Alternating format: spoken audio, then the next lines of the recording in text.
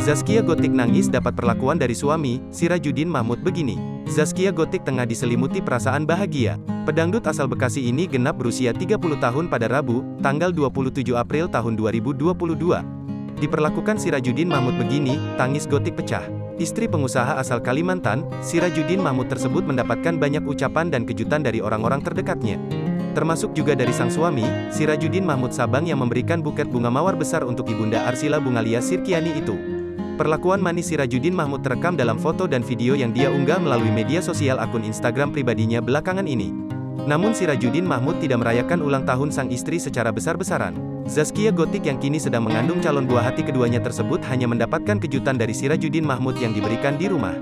Melalui Instagramnya, Sirajuddin mengupload foto Zaskia Gotik sedang mengusap air matanya. Tangis bahagia sang perangdut pada saat mendapatkan bunga mawar merah pemberian suami tercinta dan anak-anaknya.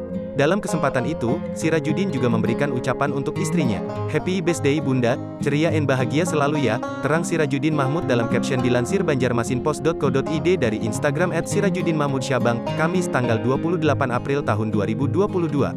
Tampak ada yang berbeda dalam ulang tahun Gotik kali ini sebab anak sambungnya yang bernama Akila Ramadhani tidak ikut bergabung merayakannya. Sirajuddin merayakan ulang tahun ini hanya bersama Arsila.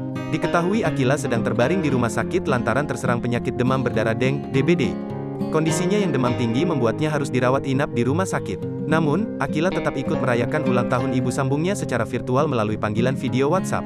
Hal itu diketahui dari foto tangkapan layar mereka saat melangsungkan panggilan video yang diunggah oleh Sirajuddin. Sederet kerabat Zaskia Gotik dan Sirajuddin Mahmud juga turut memberikan ucapan melalui kolom komentar berikut ini.